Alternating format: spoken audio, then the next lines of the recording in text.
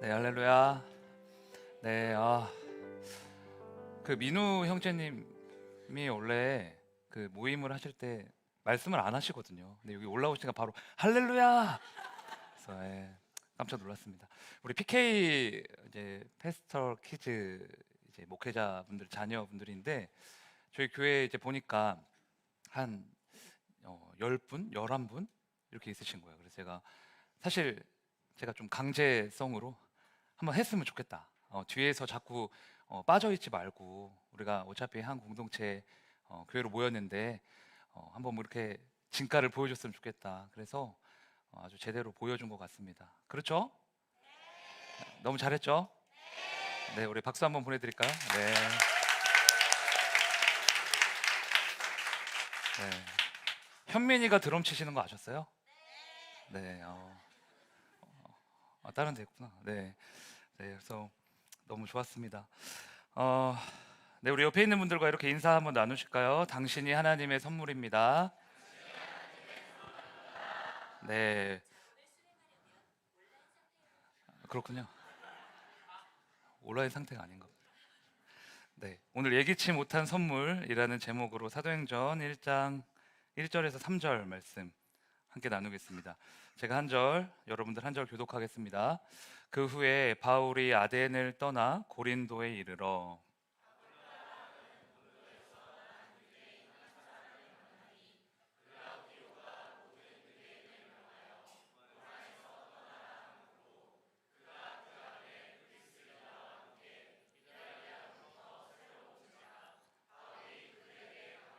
네, 같이 읽겠습니다. 생업이 같음으로 함께 살며 일을 하니 그 생업은 천막을 만드는 것이더라. 아멘. 2013년에 개봉한 7번 방의 선물이라는 영화가 있습니다. 어린 딸을 두고 있는 지적 장애를 가진 아빠가 억울한 누명을 쓰고 이제 감옥에 이제 들어가게 된 거예요. 근데 감옥에 이제 있으니까 밖에 있는 딸이 너무 이제 보고 싶고 이제 그리운 거죠. 그래서 아빠가 함께 갇혀 있는 수감자들의 그 힘을 빌려서 딸을 그 종이 박스에 담아가지고 교도소 안으로 데리고 들어옵니다. 그리고 그때부터 이제 차갑고 무거웠던 이 감옥이 아주 따뜻하고 사랑스러운 공간으로 이제 바뀌게 되죠. 여자 아이 그 하나로 인해서 그 여자 아이의 순수함과 사랑으로 인해서 교도소 7번 방이 이제 천국처럼 이제 변화가 된 겁니다. 지적 장애를 가진 아빠에게도 그 아이가 큰 선물이었지만 그 아이는 7번 방에 있는 모든 수감자들에게 희망이 되었고 또 사랑이라는 불씨를 지펴주는 원동력이 되었어요. 그때 그 영화를 보면서 느꼈던 게 선물이라는 것은 정말 예기치 못하는 순간에 오는 것이구나.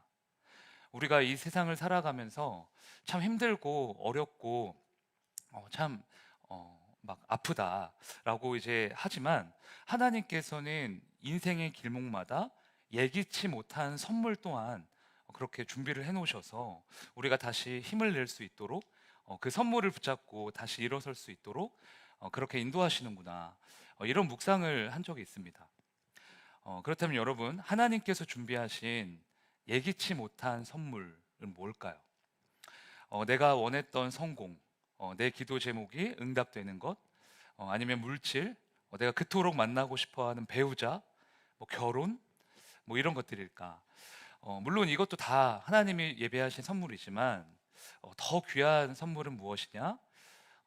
저는 예전부터 지금까지 똑같아요. 사람이다. 사람이 제일 큰 선물이고 제일 귀한 선물이다. 라고 생각을 합니다. 어떤 청년이 이제 취업을 하게 되잖아요. 제가 그 청년을 위해서 제일 먼저 기도하는 게 뭐냐? 사람 잘 만나게 해달라는 기도예요. 아무리 내가 능력이 좋고 회사에서 막 돈을 많이 부어준다 할지라도 거기 있는 사람이 이상하면 일을 할 수 없더라고요. 그래서 저는 돈 많이 벌게 해주세요라는 기도보다는 사람 잘 만나게 해주세요. 우리 청년들을 위해서는 그렇게 기도하고요. 군대 가는 청년들도 마찬가지죠. 뭐 내가 특수부대 갈 정도로 체력이 좋고 뭐 머리도 뛰어나고 다 갖췄다고 해도 거기서 이제 군대 갔다 오신 우리 예비군들은 다 아실 텐데 선임 한 명을 잘못 만나면 다 끝납니다. 그래서 군대 가는 청년들 위해서도 다른 어떤 것보다 사람 잘 만나게 해달라고 축복하고 기도를 합니다. 우리가 어디에 있든지 사람을 잘 만나는 건 정말 큰 축복이에요. 하나님께서는 동역자라는 예기치 못한 선물로 우리를 위로하실 때도 있고요, 끌어주실 때도 있고, 때로는 채찍질 하시고 때로는 내가 잘못된 길에서 또 돌이킬 수 있도록 그렇게 인도를 하시거든요.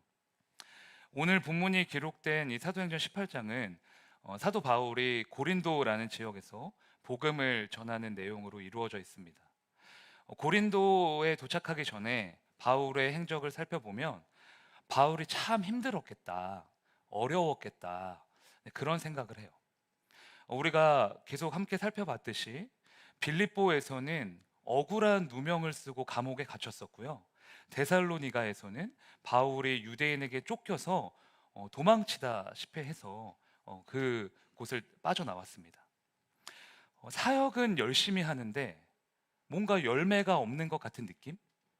목숨 걸고 복음 전하면, 믿음으로 나아가면 하나님이 다 평탄하게 해주시고 승리하게 해주시고 그래야 되는데, 그렇기보다는 매일 두드려 맞고 감옥에 갇히고 막 쫓겨다니고 막 실패하는 거예요. 그러니까 이 상태로 바울이 이제 고린도라는 이 지역에 도착을 한 거죠. 고린도에 가보니까 여기는 왜 이렇게 휘황찬란한지, 아덴이라는 도시와는 정반대인 거예요. 온 도시가 시끌시끌하고 화려합니다. 그도 그럴 것이, 고린도는 동서남북이 교차하는 무역로에 위치해 있었거든요. 그러니까 무역, 금융, 상업, 관광업 다 잘 되는 거예요. 그리고 다른 나라와 도시에서 온 관광객들이 워낙 많으니까 숙박업, 유흥업 엄청나게 발전했고, 그러다 보니 성적으로도 굉장히 문란했던 도시가 고린도입니다. 어느 정도로 문란했냐? 이 당시 고린도 사람들이 섬기는 우상이 아프로디테. 여러분 아프로디테 다 아시죠? 네, 아프로디테라는 그 여신인데, 아프로디테 신전에 가면 그 신전을 섬기는 여사제들이 있어요. 여사제들 1000명, 2000명이 있는데, 이 사람들이 뭘 하냐?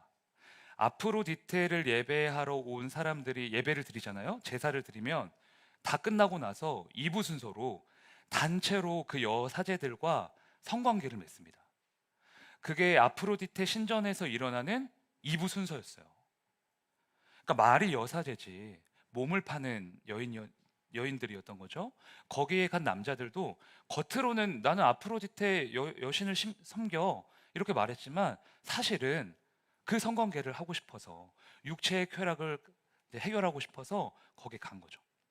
그래서 이 당시 고대 근동에서는 음란하다라는 말을, 너는 고린도 사람 같다, 너는 참 고린도 사람처럼 논다, 이렇게 표현을 하기도 했습니다.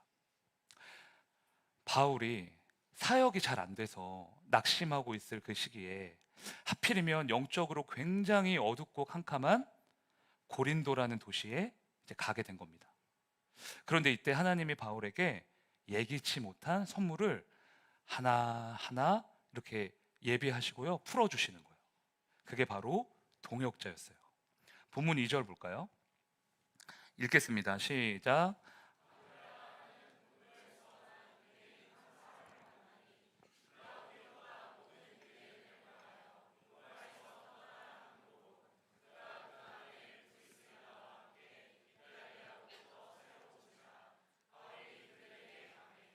아멘. 고린도에서 어떤 부부를 만나죠? 아굴라와 브리스길라라는 이제 부부를 만나게 됩니다. 남편이 아굴라라는 사람인데, 이 사람은 바울과 혈통이 똑같은 유대인이었어요. 근데 아굴라가 이탈리아로 가서 브리스길라라는 귀족 여인을 이제 만나게 된 겁니다. 그러니까 우리로 말하자면 우리나라 시골 촌놈이 미국에 가서 그 미국의 그 상류층 여인을 꼬셔가지고 이제 혼인을 한 거예요. 이해가 되시죠? 그렇게 이탈리아 로마에서 결혼하고 잘 살고 있었는데 글라우디오라는 로마 황제가 야 너네 이제 다 나가. 유대인들 여기 있으면 내 나라에서 더 이상 있을 수 없어. 다 나가. 이렇게 하니까 이 남편 아굴라가 유대인이잖아요. 그래서 어쩔 수 없이 쫓겨나서 배를 타고 고린도로 이제 오게 된 거죠. 그렇게 바울과 만나게 된 겁니다. 이 부분은 바울이 전도한 사람이 아니고요. 바울을 만나기 전부터 복음을 영접했던 사람들입니다. 이 부부가 로마에 있었을 때부터 이미 예수를 믿는 믿음이 있었던 거예요. 그래서 바울이 진짜 반가웠던 것 같아요. 내 마음을 알아주는 나와 같은 길을 가고 있는 그 동역자를 이제 드디어 좀 만나게 된 거잖아요. 그래서 이들이 어떤 삶을 살아가게 되느냐? 본문 3절입니다. 생업이 같음으로 함께 살며 일을 하니 그 생업은 천막을 만드는 것이더라. 이들은 같이 살면서요 천막을 만들었습니다. 바울이 자비량 선교를 했다는 거 다 아시죠? 자비량 선교. 성경을 보면 바울은 교회로부터 선교 후원을 받기도 했지만 자기 자신이 돈을 벌어서 그 돈으로 이제 생계비와 선교비로 이제 충당하기도 했어요. 그래서 바울의 별명이 텐트 메이커스, 천막을 짓는 사람 별명입니다. 그런데 마침 이 브리스길라와 아굴라 부부도 천막 짓는 사람들인 거예요. 그래서 같이 살면서 같이 이제 일을 하게 된 거죠. 근데 여러분 이게 사실 결코 자연스러운 그림은 아닙니다. 3절 다시 한번 보실까요? 3절 같이 읽을까요? 시작. 자, 생업이 같음으로 함께 살며 일을 했다 하는데 이게 원래는 불가능한 일이에요. 잘 생각해 보세요. 생업이 같음으로. 그러니까 생업이 같다는 건 뭘까요?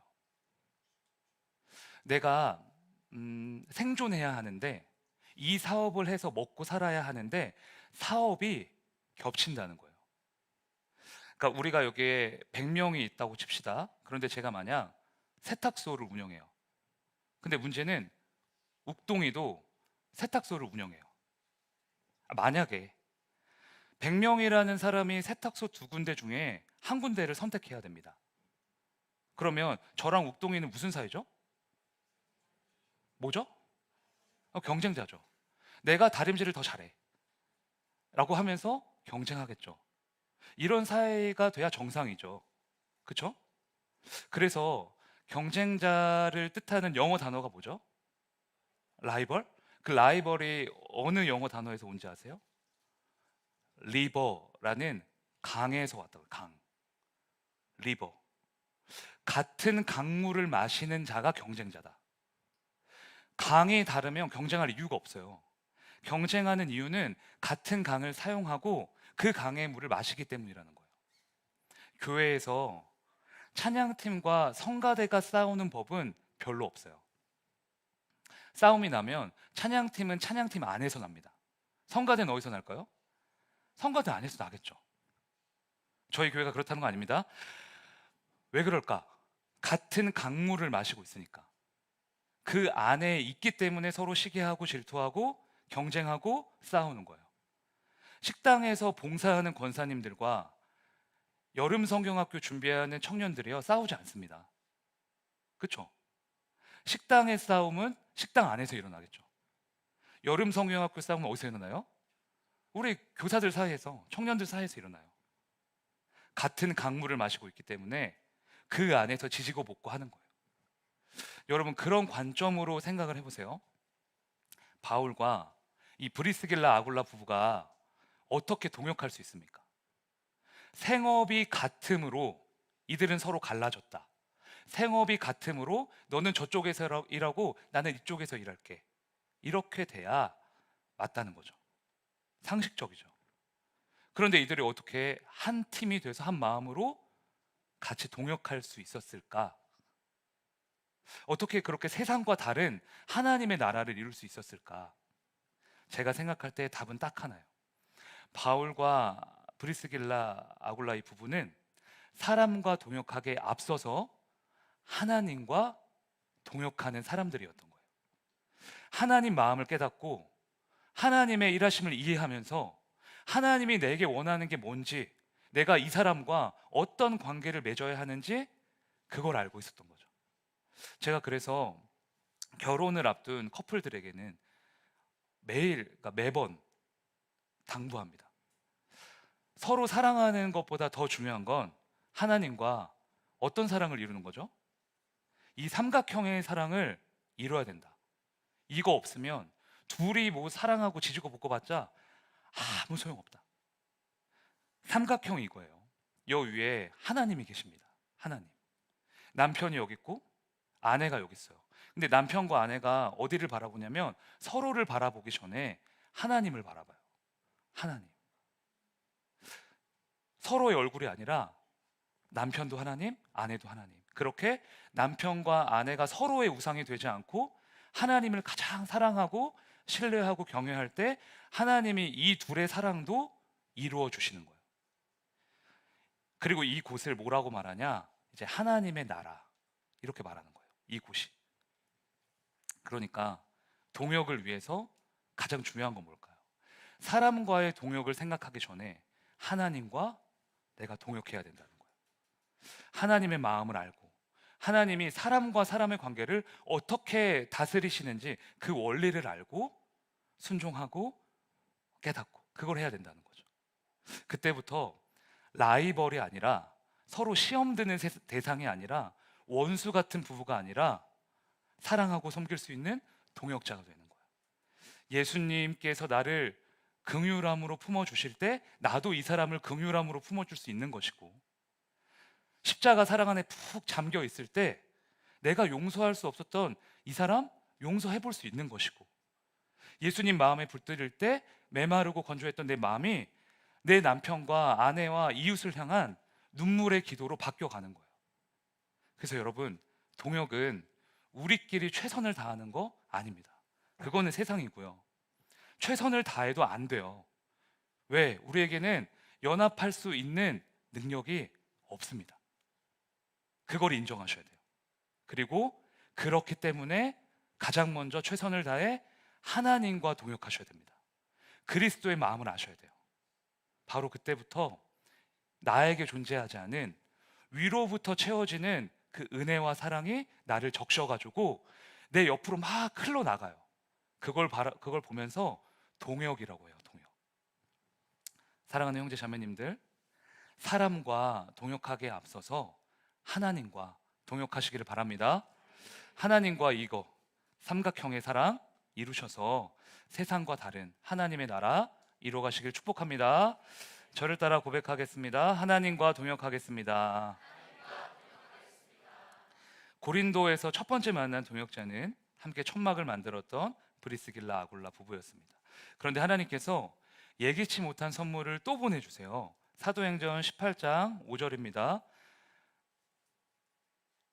귀비가 읽을까요?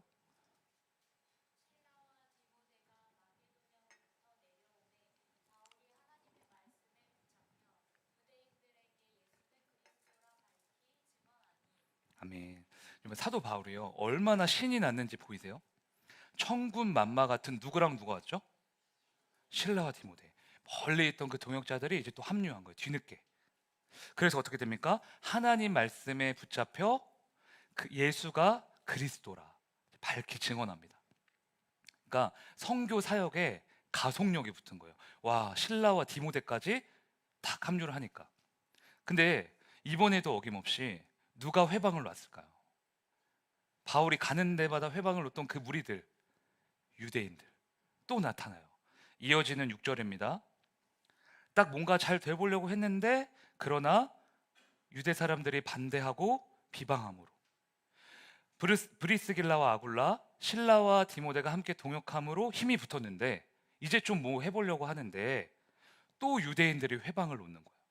거짓 복음이다, 바울 가짜다, 저거 따라가면 안 된다, 난리를 치는 거죠.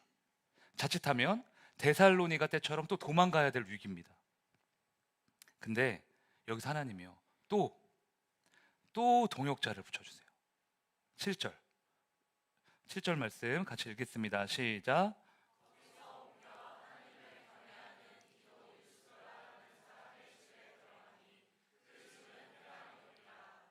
네, 바울은 유대인 회당에서 복음을 전했어요.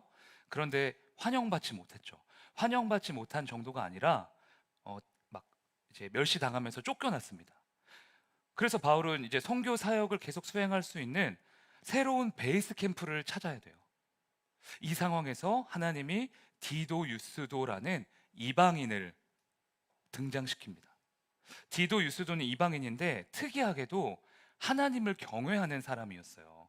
그러니까 아직 예수님에 대해서는 전혀 몰라요. 복음을 들어본 적 없습니다. 그렇다고 유대교로 개종한 신자도 아니에요. 그러니까 하나님이라는 신을 어렴풋이 믿고 있긴 한데 유대교에 어느 정도 관심이 있긴 한데 아직 유대교에 등록하지는 않았던 거죠. 근데 이 이방인이 바울을 만났고 그가 전하는 예수를 영접한 거예요. 유대인들은 전부 다 복음을 배척했는데 유일하게 디도 유스도라는 이 이방인은 복음을 받아들인 겁니다. 그리고 디도 유스도가 자신의 집을 개방해요. 이 집이 새로운 베이스 캠프, 선교 센터가 됩니다. 근데 여러분, 디도 유스도의 집이 어디 있었다라고 말했죠? 아까 말씀에서? 네, 방금 읽었던 7절 다시 한번 볼까요? 디도 유스도의 집이 어디에 있어요? 회당 옆에 있어요. 바울이 쫓겨났던 그 회당, 유대인들이 바글바글한 회당, 그 옆집이 디도 유스도의 집이었다. 여러분, 그러면 이거는 생각을 해보셔야 돼요. 지금 유대인들은 바울을 무척 싫어하죠. 시기하고 비방하고 죽일 정도로 미워하지 않습니까? 그런데 그 옆집에 사는 이방인이 예수를 영접했고 거기가 아예 고린도 선교 센터가 됐다. 그러면 바로 옆집인데 유스도라는 사람에게 유대인들이 손가락질을 했을까요? 안 했을까요? 제가 볼 땐 무조건 했어요.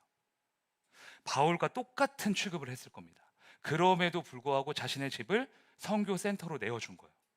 그래서 학자들이 말해요. 고린도의 첫 교회는 디도 유스도의 집이었을 거다. 여기서부터 고린도 교회가 부흥했을 것이다. 여러분, 여기서 우리는 디도 유스도가 행했던 동역을 보게 됩니다. 이 사람의 동역은 뭐였냐? 나를 위한 게 아니라 철저히 상대방의 필요를 위한 거였어요.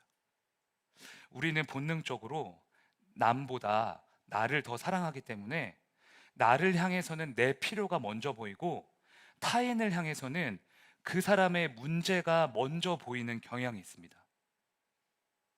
그래서 이 문제를 해결하기 위해서는 자기 과몰입 상태에서 벗어나야 돼요. 나로부터 벗어나야 마땅히 보여야 할 것이 보이기 시작합니다. 자기 중심적 사고로 사는 사람들을 잘 보여주는 그림 하나가 있어요. 17세기 네덜란드의 화가 렘브란트의 선한 사마리아인이 있는 풍경이라는 그림인데요.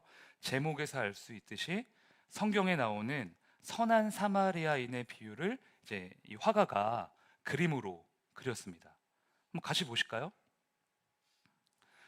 자, 이 그림이 이제 선한 사마리아인의 비유를 그린 건데 보면 성경에 없는 내용이 하나 삽입되어 있어요.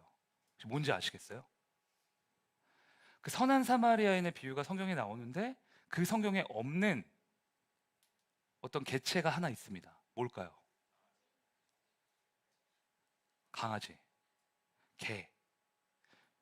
선한 사마리아인의 저 개 보이세요? 개 앉아 있는 개? 네, 선한 사마리아인의 비유는요 개가 나오지 않습니다. 그런데 개를 이 화가가 왜 그렸을까? 왜 그랬을까요? 개는 어딜 가나 뭘 하죠? 소변으로 자기 영역을 표시하는 습성이 있어요. 그러니까 이 렘브란트 화가가 말하고 싶었던 게 뭐냐? 우리는 항상 내 나름의 영역을 정해놓고 그 영역에는 내가 원하는 사람만 들어오게 한다. 내가 좋아하는 사람이 내 친구고 내 필요를 채워주는 사람이 좋은 사람이고 내 욕구를 만족시켜 줄 수 있는 사람이 동역자다. 이렇게 생각한다는 거예요. 예수님 당시 선한 사마리아인의 비유를 듣고 있던 그 대상은 유대인들이었습니다. 그런데 이 비유 속에 나오는 유대인은 강도 만난 사람, 거의 죽기 직전인 그 사람을 외면했어요. 오히려 유대인들이 개처럼 여겼던 사마리아인이 그 강도 만난 사람을 살려줬죠. 예수님이 이 비유를 쭉 설명하신 다음에 그렇게 질문하세요. 유대인들한테. 누가복음 10장 36, 37절입니다. 성건이가 읽어볼까요?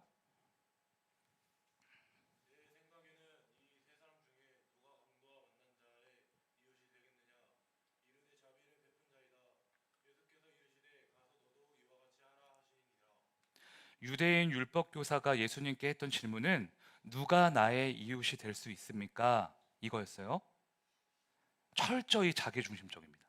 누가 내가 정해놓은 이 테두리 안에 들어올 수 있겠냐? 이 자격이 누가 있냐? 이거예요. 그런데 예수님 뭐라고 하시냐? 누가 강도 만난 사람의 이웃이 될 수 있겠냐? 그러니까 강도 만난 사람의 관점에서 말씀을 하십니다. 즉 이웃은 상대방의 필요에 따라 섬기며 낮아지며 나를 내어주며 움직일 수 있는 사람이다 말씀하시는 거죠. 나의 울타리를 다 허물어 놓고 내가 먼저 가서 사랑하고 섬기며 자비를 베풀 수 있다면 그 사람이 다 나의 이웃이다 말씀하시는 거예요. 근데 이 말씀을 듣고 이제 우리 청년분들은 이렇게 반문하실 수도 있어요. 아니 목사님, 그런데 그건 내가 너무 손해보는 거 아닙니까? 아무리 성경 말씀이라고 하지만 내가 꼭 그 사람의 필요를 위해 먼저 섬겨야 될 의무가 있습니까? 서로 어느 정도 거리를 두고 그냥 어느 정도 그냥 대면대면하게 그렇게 살면 되는 거지. 여러분, 이런 반문과 의구심이 있으시다면 여러분은 예수님의 섬김을 잊어버리신 거예요. 잘 모르시거나 잊어버리셨거나 희미해졌거나 이 중에 하나입니다. 예수님은 자신의 필요를 따라 이 땅에 오신 게 아니에요. 오시지 않으셔도 아무 상관없었어요. 그분 자체로 하나님이십니다. 철저히 우리의 필요를 따라, 우리의 죄를 위해, 우리를 살리시기 위해 그래서 오셨고 우리와 함께 하시려고 오신 거예요. 그 섬김을 이미 받았고 그 섬김 때문에 내가 지금도 살아 있습니다. 그 은혜가 나를 살렸습니다. 이렇게 고백하는 존재가 그리스도인입니다. 그런데 그 예수의 길을 따른다고 하는 우리가 내가 꼭 강도 만난 자의 이웃이 될 필요가 있습니까? 반문한다면 주님이 우리를 보시고 얼마나 슬퍼하시겠냐라는 거예요. 이거는 여러분들한테 혼내려고 하는 말이 아니라 교육자분들 다 포함, 저 포함 우리 모두에게 주시는 말씀입니다. 어떤 분들은 교회가 문제라고 말씀하세요. 공동체에 문제가 많다, 사람이 문제다. 그런 분석은 기가 막히게 다 잘해요. 특히 우리 젊은이들은 그런 분석을 정말 잘합니다. 냉철하고 이성적이고 문제를 발견하는 데 있어서는 최고 전문가예요. 그런데 제가 정말 가슴이 아픈 건 뭐냐? 분석만 할 뿐 그 누구도 내가 선한 사마리아인이 되겠습니다, 이렇게 나서는 사람은 제가 별로 못 봤다는 거예요. 이게 이 시대의 비극이고요. 우리 젊은이들이 가슴을 치면서 통곡해야 될 기도 제목입니다. 많은 사람이 교회에 사랑이 없다 한탄할 뿐 사랑이 없기에 내가 먼저 예수님처럼 사랑하겠습니다 나서는 사람 별로 없어요. 여러분, 자기 과몰입 상태에서 벗어나셔야 돼요. 내 필요를 몰라주고 나를 맞춰주지 않으면 그건 사랑도 아니고 잘못된 거야? 왜곡된 시선입니다. 내가 정해놓은 울타리, 내가 그어놓은 선 다 허무셔야 돼요. 나이 때문에, 학력 때문에, 환경 때문에, 물질 때문에, 성향 때문에 이제는 하다못해 MBTI, 뭐 테토남이냐, 애견남이냐, 테토녀냐, 애견녀냐, 아니 좋은데 저도 재미로 하는데 그런 것들이 우리가 하나 될 수 없게 하는 장벽이라면 허물어야 되잖아요. 설사 그것이 장애물이 된다 할지라도 그것을 넘어서 사랑하고 연합하고 하나 되려고 몸부림치는 것이 교회의 본분 아니겠습니까? 그 사명을 위해 세상과 다른 공동체를 만들기 위해 우리가 여기 모인 거잖아요. 그러니까 누가 먼저라고 할 거 없이 내가 먼저, 내가 가지고 있는 영역이 있다면, 선이 있다면 허물어 버리는 우리가 되었으면 좋겠습니다. 내가 정해놓은 울타리 성령의 힘으로 다 부숴버리고, 함께 할 수 없는 변명 다 불태워버리고, 내 필요가 아닌 상대방의 필요에 따라 섬기려고 몸부림치는, 그렇게 하나 되어 나아가는 우리 공동체 되기를 축복합니다. 저를 따라 고백하겠습니다. 내가 세운 울타리를 허물겠습니다. 사도행전 18장 8절입니다. 재혁이가 한번 읽어볼까요?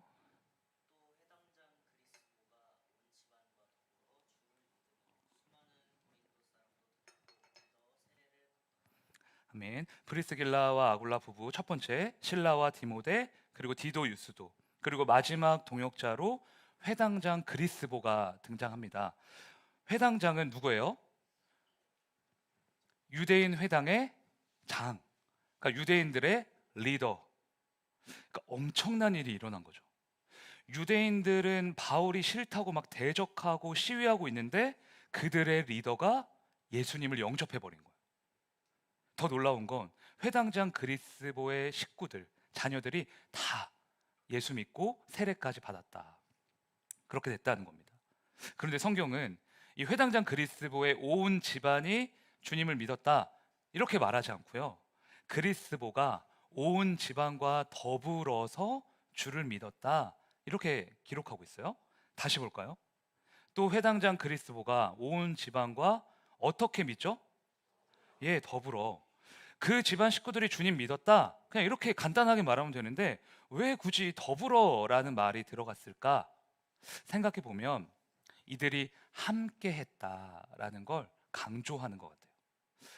여러분, 하나님이 원하시는 건 우리가 모여서 훌륭한 성과 내는 거 아닙니다. 훌륭한 성과 내는 건 하나님 책임이에요. 우리 책임 아니에요. 하나님이 진짜 원하시는 건 뭐냐? 함께함 그 자체입니다. 함께 할 수 있어? 너네 그거 할 수 있어? 그 나머지는 내가 다 알아서 할게. 그것만 원하시는 거예요. 나 혼자 믿는 게 아니라 더불어 주님을 믿는 거. 지치고 힘들 때 서로의 보팀목이 되어줄 수 있는 거. 기도와 사랑으로 마귀들 다 물리치고 연합할 수 있는 거. 그거예요. 그래서 히브리서 10장 24, 25절 이렇게 말합니다. 같이 읽을까요? 시작.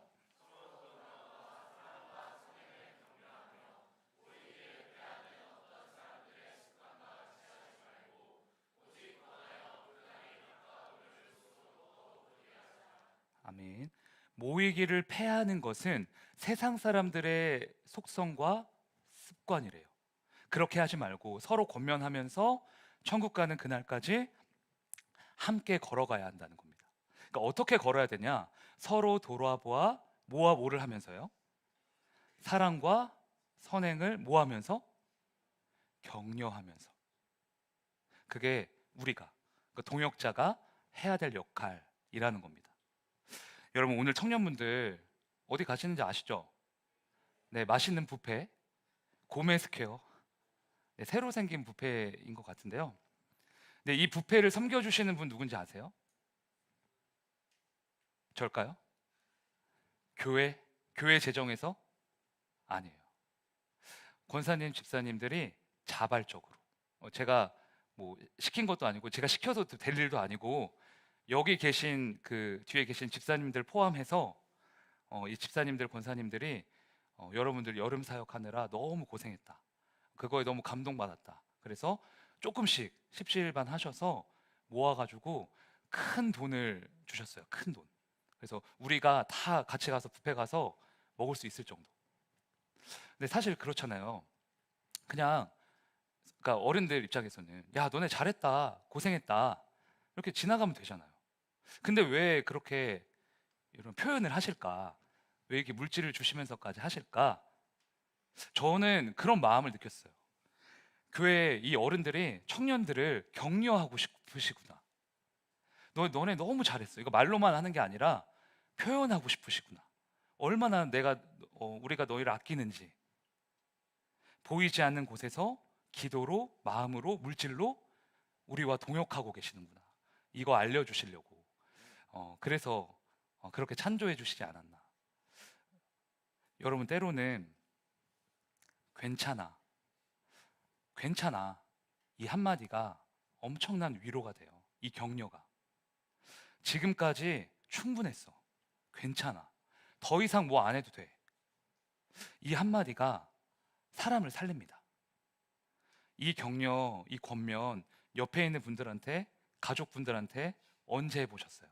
우리 셀장님들, 셀원들한테 언제 해보셨습니까? 셀원들은 셀장님들한테 언제 해보셨어요?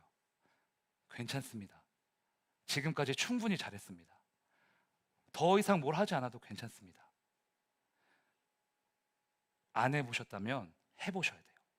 사랑과 선행으로 서로를 격려하며 서로 돌아보아. 이게 동역입니다. 거기서 동역이 시작돼요. 옆 사람 보시고 격려 한번 해볼까요? 지금까지도 충분했어. 그대로 있어도 괜찮아. 넌 나의 선물이야. 네, 억지로 하시는 거 아니시죠? 네, 격려와 사랑으로 서로를 돌보며 하나 되는 저희 우리누리 공동체 되기를 축복합니다. 네, 저를 따라 고백하겠습니다. 서로 돌아보아 격려하겠습니다. 네, 오늘은 슬픈 찬양 아니고요. 신나는 이 시간 너의 맘속에 부르시면서 서로 마음껏 축복하며